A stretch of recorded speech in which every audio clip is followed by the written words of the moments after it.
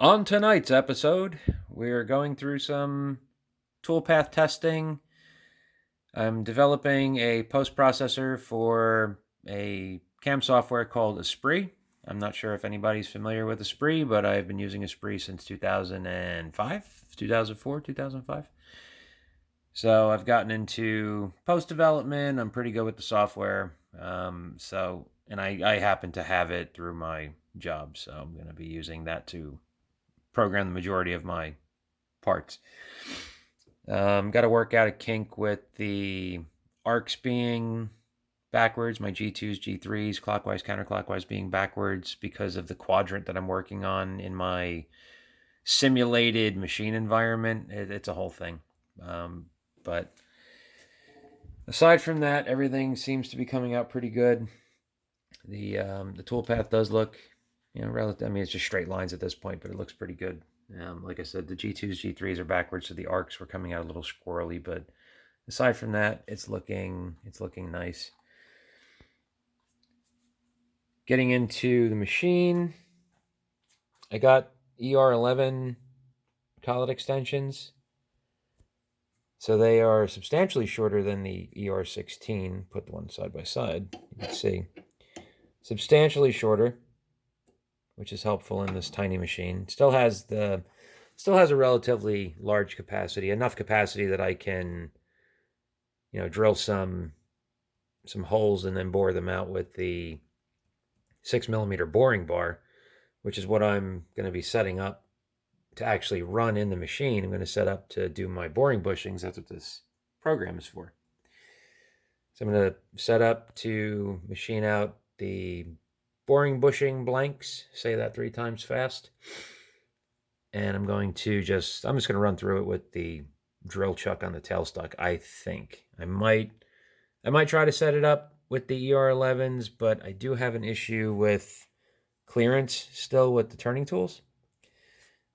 I recently chopped down all of my turning tools. I don't know if I mentioned that. And I've got shims made up. Just some flat aluminum that I had laying around. Happens to be about the same size that I need to get everything on center. So I got the shims made up. I got the tool holders chopped down, or at least most of them chopped down.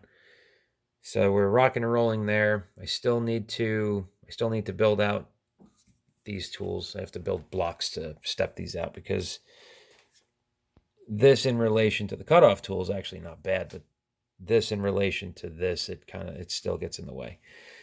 It does clear better than the 16s, but it's still not perfect. So there's a little bit of playing I still have to do.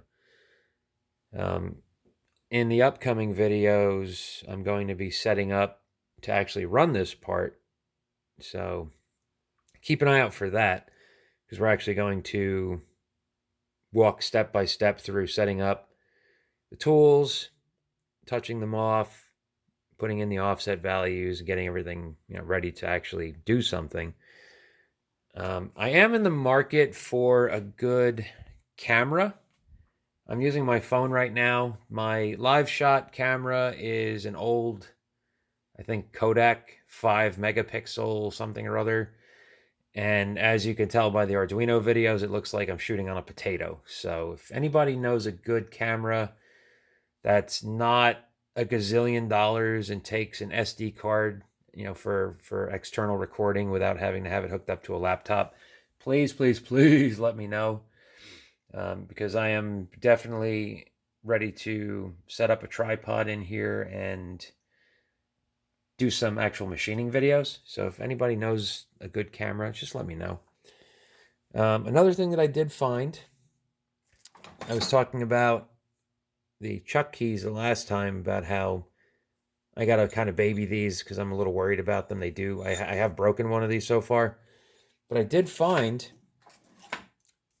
unfortunately, on the Snap-on website, I found a 6mm male plug socket that fits in the chuck perfectly,